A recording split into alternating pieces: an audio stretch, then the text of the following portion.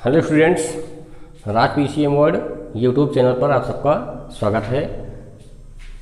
बच्चों, आज हम class 12 physics first paper electric charge and field अर्थात वैद्युत आवेश तथा क्षेत्र के अंतर्गत किसी वैद्युत द्विध्रुव के कारण अक्षीय स्थिति में यानी किसी वैद्युत द्विध्रुव के अक्ष पर वैद्युत क्षेत्र की तीव्रता हम लोग ज्ञात करना सीखेंगे। ठीक है, तो ये बड़ा इंपॉर्टेंट टॉपिक कक्षा 12 के लिए। तो देखते हैं आज, सॉरी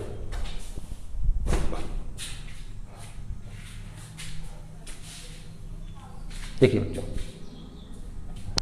आराम से सीखेंगे। इंपॉर्टेंट टॉपिक बच्चों, इसमें हमें जल्दबाजी नहीं करना है। हो सकता है कि वीडियो थोड़ा लंबा हो, लेकिन आप लोग ढंग से समझिए इसको। ठीक है ना। तो सबसे पहले हम लोग क्या लिखेंगे आज हेडिंग, वैद्युत द्विध्रुव के कारण, वैद्युत द्विध्रुव के कारण किस स्थिति में, अक्षीय स्थिति में, अक्षीय स्थिति में वैद्युत शॉर्ट फॉर्म लिख रहा हूं, आप लोग समझ लीजिए इसको, क्षेत्र की तीव्रता। तो बेटा इसका हम लोग व्यंजक चाहते हैं निकालना कि इसका सूत्र क्या होता है, इसको हम सिद्ध करना चाहते हैं इसका सूत्र। ठीक है ना। तो ठीक है, देखते हैं पहले हम लोग चित्र के द्वारा। पहले एक वैद्युत द्विध्रुव बना लेते हैं। क्या बनाते हैं, एक वैद्युत द्विध्रुव। देखिए एक पॉजिटिव चार्ज लेते हैं बेटा। वैद्युत द्विध्रुव आप लोग पढ़ चुके हैं पिछले क्लास में।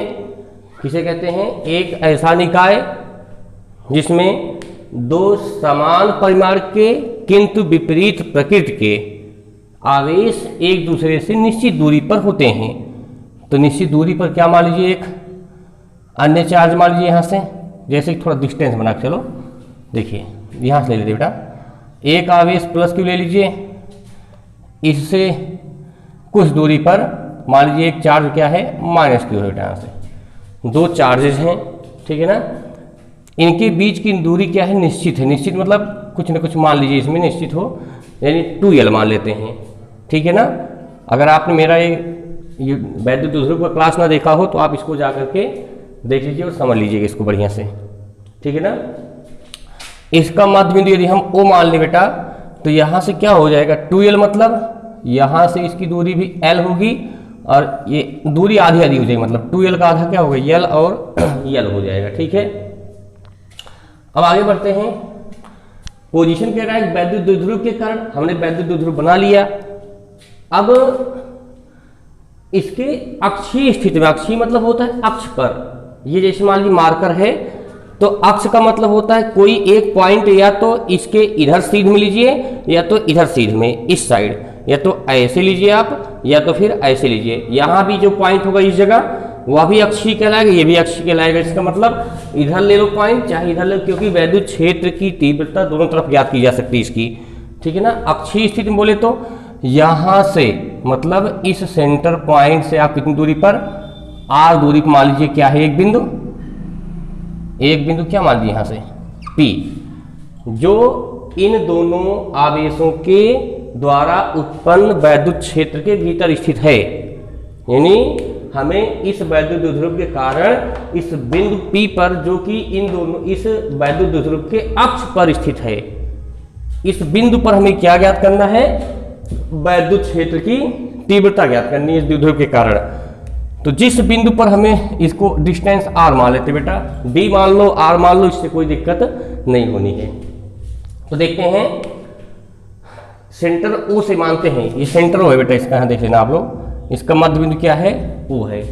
O से R दूरी पर अक्षीय स्थिति में, अक्षीय मतलब इस जैसे ये दिख रहा है इसी के जो है एकदम आगे इसी रास्ते में जाइए, तो आप क्या उसको कहते हैं, अक्षीय स्थिति कहते हैं। ठीक है ना। इस बिंदु P पर जो वैद्युत क्षेत्र के भीतर स्थित है, इसी बिंदु पर हमें वैद्युत क्षेत्र की तीव्रता, यानी हमें क्या कहते हैं, इंटेंसिटी ऑफ इलेक्ट्रिक फील्ड। ठीक है ना।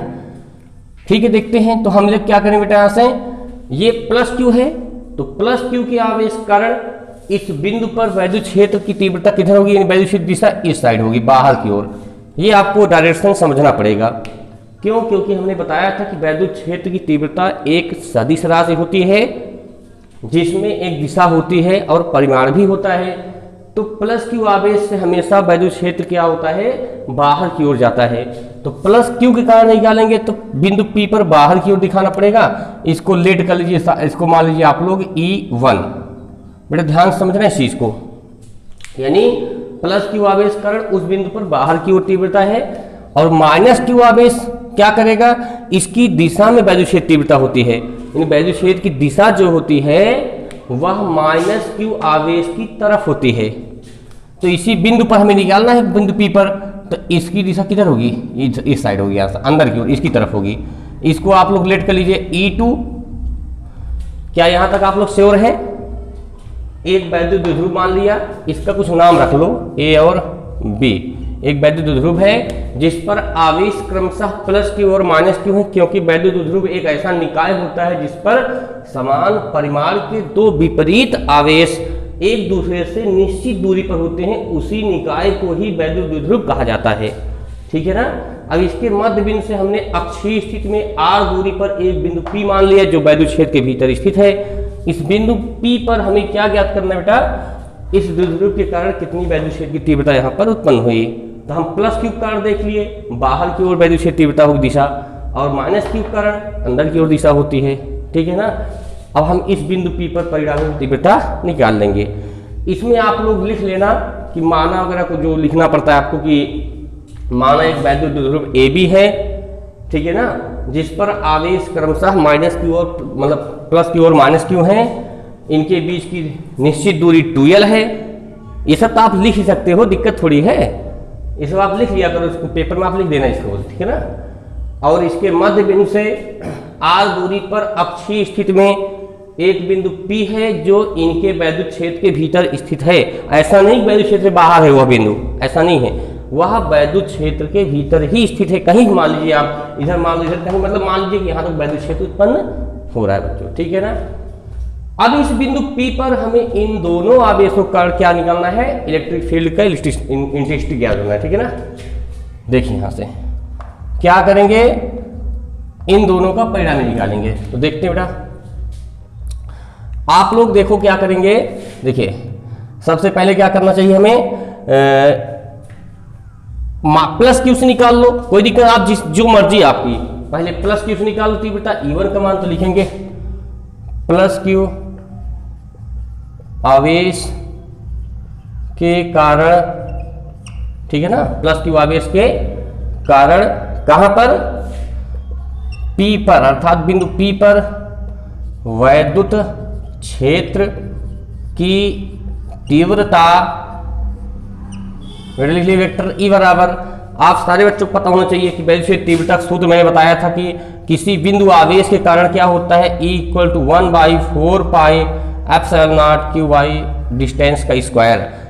जिस बिंदु पर तीव्रता निकालनी हो, जिस आवेश से हो, उससे दूरी देखी जाती है और दूरी का वर्ग होता है बेटा। यहाँ से ये सूत्र आपको दिमाग में रखना है, इसी सूत्र से हम लोग डिराइव करेंगे इसका। तो देखते हैं यहाँ पर 1/4πε0, ये तो कांस्टेंट है, किस आवेश कारण, Q कारण, Q बाई, क्या लिखें बेटा यहाँ से, Q बाई। अब ध्यान समझिए आप लोग, यहाँ पे लिखा गया R², R का मतलब होता है बिंदु आवेश से उस बिंदु की दूरी। तो इस आवेश प्लस क्यू से, क्योंकि प्लस क्यू लिखा हो, तो प्लस क्यू आवेश से इस बिंदु की दूरी आप बताइए कितनी होगी, मैं बताओ। देखो सेंटर O से इसकी दूरी बेटा कितना है, R है, ठीक है, और सेंटर O से इस आवेश की दूरी कितनी है, L है। तो मतलब इसका मतलब इस बिंदु से इसकी कुल दूरी कितनी हो जाएगी, दिस प्लस दिस, टोटल आ गया यहाँ से, मतलब R प्लस L। यहाँ दूरी का स्थान क्या लिखेंगे, R के स्थान पर लिखेंगे R प्लस L का होल स्क्वायर। बढ़िया समझ में आया बच्चों। ठीक है, इसको आप लोग क्या कर लीजिए, समीकरण नंबर 1 दे सकते हैं यहाँ से। इसी प्रकार जैसे प्लस क्यू से निकाला गया उस पर, अब उसी माइनस क्यू भी तो उत्पन्न करेगा तीव्रता वहां पर। इसी प्रकार माइनस क्यू आवेश के कारण,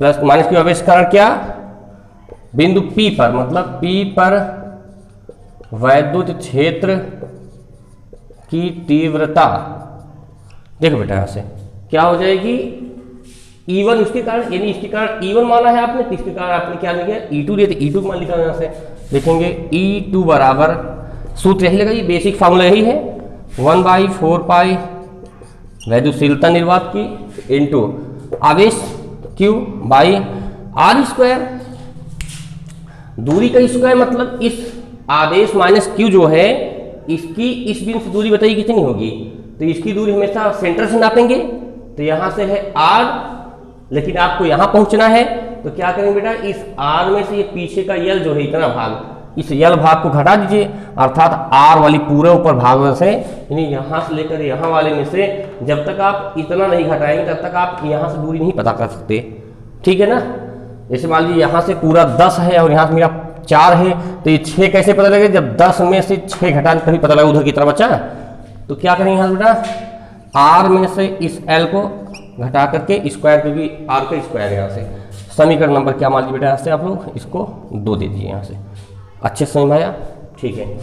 अब बिंदु P पर परिणामी तीव्रता, ठीक बेटा, तीव्रता निकाल लेते हैं यहाँ से आसानी के साथ, ठीक है ना। देखिए कैसे निकालेंगे, मान लीजिए परिणामी तीव्रता, इन दोनों कारण कितनी परिणामी तीव्रता आई, E मान लीजिए उनको, क्या मान लीजिए, वेक्टर E बराबर, अब देखो यहाँ से समझने वाली बात है, परिणामी तीव्रता मतलब जैसे E1 उधर जा रहा है, E2 इधर आ रहा है, दोनों की दिशाएं विपरीत हैं, तो आप सदिश नियम से जान सकते हैं कि जब दो सदिश एक दूसरे के विपरीत होते हैं तो उन्हें आपस में घटा करके उनका परिणामी निकाला जाता है, या ठीक है ना, इस तरह से कर सकते हैं, घटाया जाएगा पक्का है तो। लेकिन बात बेटा यहाँ पे ये है कि हम E1 में से E2 घटाएं कि E2 में से E1 घटाएं, ये बहुत बड़ा फैक्टर है यहाँ पे, तो आप बताते हैं आपको, देखो इस फार्मूले को आप ध्यान से देखिए, तीव्रता जो होती है वह दूरी के वर्ग के व्युत्क्रमानुपाती होती है, क्यों, देखिए इस जगह से निकाला जाए तो ऐसे आप लिख सकते बेटा, देखो इस तरह से ऐसे लिख सकते हैं, सॉरी R स्क्वायर, क्योंकि दीज आर कांस्टेंट, ये सब क्या है, नियतांक है, इस तरह नियतांक हो सकता है, इसका मतलब ये जो है इसका उल्टा अपोजिट है, तो इसका मतलब दूरी बढ़ने पर तीव्रता कम हो जाती है, दूरी बढ़ने पर वैद्युत क्षेत्र की तीव्रता क्या हो जाती है, कम होती है। तो इसका मतलब दूरी, इस यहाँ से देखिए कौन सा आवेश ऐसा है जो उस बिंदु से ज़्यादा दूर है, जो ज़्यादा दूर होगा बेटा वह कम वैद्युत क्षेत्र तीव्रता उत्पन्न कर पाएगा वहाँ पर। तो देखिए आप ध्यान से, इस बिंदु से इस आवेश की दूरी ज़्यादा है और इसकी दूरी जो है इससे बहुत नज़दीक, यानी इसका ये बहुत नज़दीक आवेश है, तो इसका ये -Q जो आवेश है बिंदु P पर अधिकतम वैद्युत क्षेत्र उत्पन्न करेगा वहाँ पर, क्योंकि नज़दीक है उस बिंदु के, ठीक है ना। यदि इसी बिंदु को हम इस साइड माने होते यहाँ पर, मैंने कहा था ना अक्षीय स्थिति में इधर मानिए उधर मानिए, तब यह जो है वैद्युत क्षेत्र तीव्रता ज़्यादा उत्पन्न करता। आप कहीं मान लीजिए, इससे कोई दिक्कत नहीं होनी, चाहे अच्छी स्थिति में इधर मानो चाहे बिंदु P इधर मानो, सूत्र दोनों का सेम आएगा बेटा, ठीक है ना। तो चलिए ठीक है, देखते हैं, -Q कारण तीव्रता ज़्यादा उत्पन्न हो रही है, इसका मतलब -Q कारण कौन सी तीव्रता है, E2, और +Q कारण कौन सी है, इसको मैंने माना था E1, तो क्या लिखेंगे, E2 में से E1 घटा देंगे, परिणामी तीव्रता आ जाएगी, ठीक है ना। तो देखते हैं बेटा यहाँ से, vector E2 minus vector E1, समझे नहीं भाई, क्या बताओ पहले, कोई डाउट है, इंपॉर्टेंट फैक्ट है, इसको आप ढंग से समझ चलो बढ़िया से, ये इंपॉर्टेंट पॉइंट है, ठीक है ना। तो चलिए ठीक है, E1 E2 को मान रख दो, आंसर आ जाएगा, वेक्टर E इक्वल्स E2 का मान कितना है बेटा, देखो यहाँ से समीकरण 2 को देखो, यहाँ इतना रख दीजिए, यहाँ से 1/4 pi epsilon not Q by R minus L to the whole square, ठीक है ना। फिर माइनस E1 का वैल्यू समीकरण 1 में देख लीजिए आप लोग, यहाँ से E1 वैल्यू इतना है, यहाँ से 1/4 pi epsilon not Q by कितना लिखा गया है, R plus L to the whole square, ये हमने मान रख दिया बेटा यहाँ से। इसके बाद कॉमन वगैरह कर लेते हैं, आराम से डेरिवेट हो जाएगा फार्मूला, ठीक है ना, ठीक है। आगे बढ़ते हैं बेटा, तो देखो कैलकुलेशन आपको आना चाहिए, यहाँ पर कॉमन क्या करना है, तो देखिए यहाँ से वेक्टर E इक्वल्स, यही परिणामी तीव्रता है, तो यहाँ पे देखो 1/4 pi epsilon nought into Q, ये टोटल बेटा कॉमन आएगा यहाँ देखो, क्योंकि ये पूरा इतना कॉमन है। कॉमन मतलब माइनस के इधर भी देखो, माइनस के उधर भी देखो, जो चीज़ उधर दोनों तरफ उसको कॉमन निकाल लो आप लोग। तो यहाँ से कॉमन निकाल दिए, क्यू निकाल दिए, क्या बचा यहाँ से 1/r माइनस एल का होल स्क्वायर। अब आप सोच रहे 1 कहाँ से है बेटा, 1 मान सकते हैं ऊपर, कोई दिक्कत नहीं है, ऊपर गुणे में 1 माना जाता है, माइनस 1/r प्लस एल का होल स्क्वायर। सारे बच्चे खुश, ठीक है। मेरा डाउट हो तो आप बताइए, कोई एकदम बढ़िया समझ मार सकते हो, कमेंट करिएगा दिक्कत हो रही है कहीं आपको, कहीं भी कैलकुलेशन दिक्कत तो बताइएगा, ठीक है ना। आगे बेटा इधर लिख दे रहे हैं, जो भी जगह इधर दिक्कत है थोड़ा इधर कर देते हैं, उसके बाद आप स्क्रीनशॉट ले लीजिएगा। तो वेक्टर ई इक्वल बेटा कितना आ जाएगा यहाँ से, जो बाहर उसको रहने दो 1/4 pi epsilon not into Q, बाहर वाले पार्ट को बाहर रहने दीजिए, इसको एलसीएम ले लो बस। यहाँ से एलसीएम जानते हैं सब लोग लेना, 10/10 मतलब एलसीएम में दोनों आ जाएंगे। यहाँ से क्या एलसीएम आएगा, देखिए ध्यान से बेटा, r माइनस एल का whole square into R plus L का होल स्क्वायर, ये दोनों एलसीएम हो जाएंगे यहाँ से, ठीक है ना। तो अब क्या होगा, इसका गुणा इधर हो जाएगा, इसका गुणा इधर हो जाएगा, ठीक है ना। कर दीजिए इसका, तो बेटा ये वाला पार्ट इधर आ जाएगा, क्या हो जाएगा r प्लस एल का होल स्क्वायर माइनस ये इधर आ जाएगा यहाँ से r माइनस एल का whole square. Then vector E equals 1/4 pi sine nought into Q.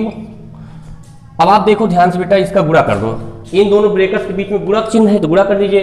तो r का गुणा r में, तो r square plus minus minus L square, अर्थात ए माइनस बी प्लस बी से गुणा कर दीजिए, हो जाएगा यहाँ से टोटल का होल स्क्वायर कर दीजिए यहाँ से। अब ये देखो a प्लस बी का होल स्क्वायर लगा दो यहाँ पर, क्या हो जाएगा a square plus B square plus 2ab। समझे नहीं आप लोग, इस ब्रैकेट तोड़ा फिर माइनस, ठीक बेटा। अब देखिए ध्यान से आप लोग, इसी प्रकार आप क्या कर सकते हैं, यहाँ से इसको तोड़िए, माइनस बी का होल स्क्वायर, क्या हो जाएगा a square plus B square minus 2ab। सारे बच्चे समझ गए। Vector E equals 1/4 pi epsilon nought, ये सब बाहर रहें तो इससे कोई दिक्कत नहीं बेटा। अब अंदर, अब इसको ब्रैकेट तोड़ दीजिए, इसका कैलकुलेशन कर रहे हैं यहाँ हम लोग, ठीक है ना। R square minus L square का होल स्क्वायर लिखा है, तो इसको तोड़ेंगे ब्रैकेट देखो ऊपर से, तो R square plus L square plus 2RL, इसको तो ऐसे रहने दीजिए, लेकिन जब इसका ब्रैकेट टूटेगा बेटा तो अंदर का सारा चिन्ह बदल जाएगा। तो यहाँ से हो जाएगा R square minus L square plus 2R। समझ नहीं है बेटे, आसानी से समझ देखो यहाँ से, ये माइनस माइनस के प्लस हो गया ना, जो कैंसिल हो कैंसिल कर दो, ये दोनों आपस में मर जाएंगे, प्लस ने माइनस को मार दिया यहाँ देखो, ठीक है। Then vector E equals 1/4 pi epsilon nought into Q.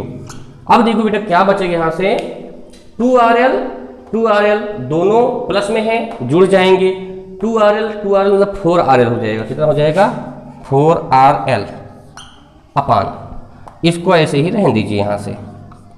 अब यहाँ से फार्मूला नंबर 36 लगेगा, ठीक है ना।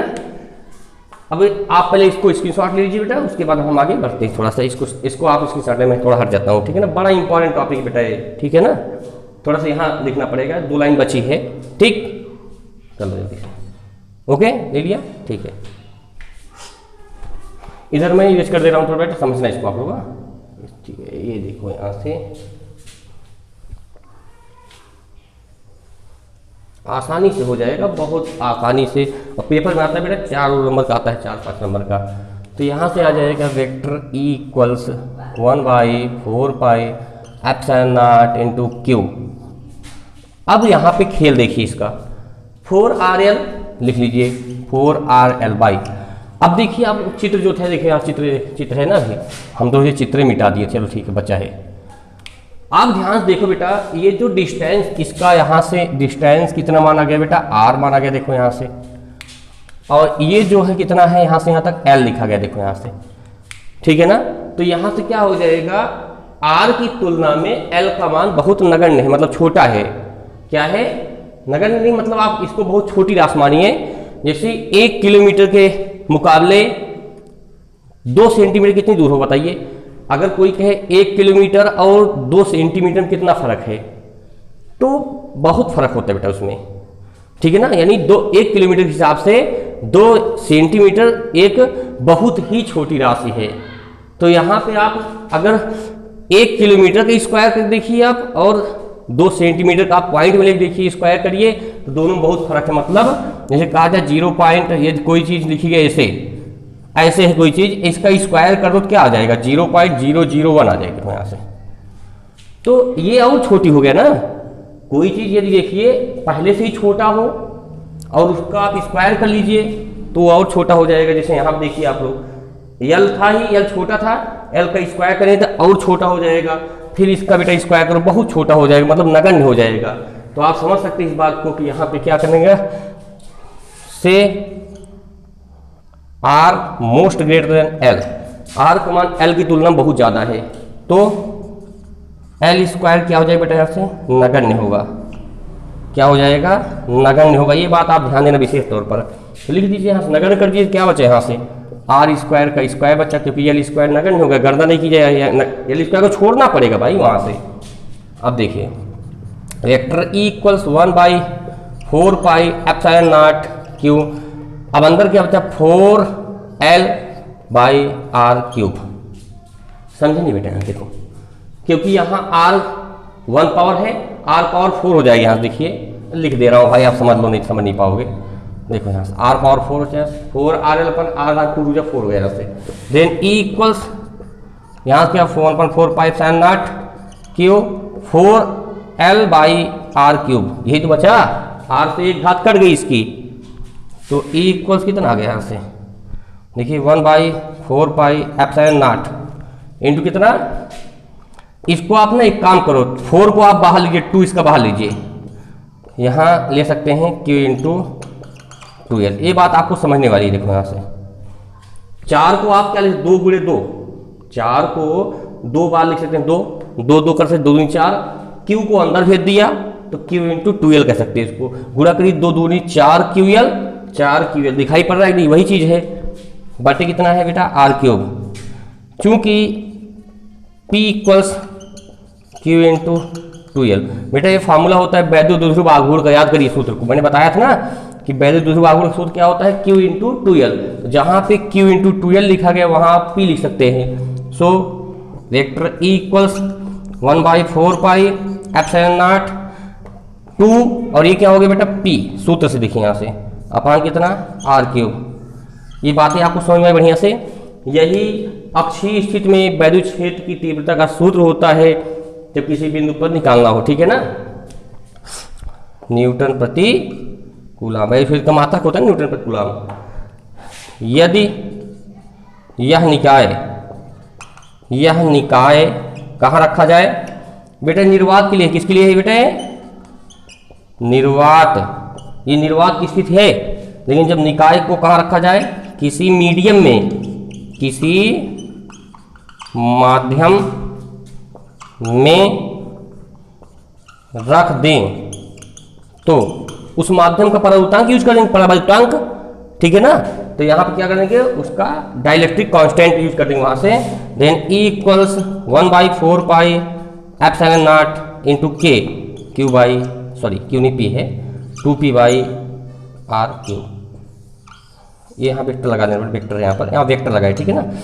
इस प्रकार से आप लोग जो है अक्षीय स्थिति में वैद्युत क्षेत्र तीव्रता का व्यंजक सिद्ध कर चुके हैं। इस सिद्धम आप इसको आराम से समझिए ढंग से, वीडियो को पीछे करके आप बैक करके देख सकते हैं। अगर कोई बात आपको समझ में कम आई हो तो आप उसको मुझे कमेंट बॉक्स में कमेंट करिएगा, हम उसका आपको संतुष्टिजनक उत्तर देंगे, ठीक है ना। यदि आपको मेरी क्लास समझ में आई हो तो आप इसे लाइक और शेयर करिए, जरूर लाइक और शेयर कर दीजिए, ठीक है ना। और आप हमारे चैनल पर नए हैं तो आप इसको सब्सक्राइब करिए। धन्यवाद।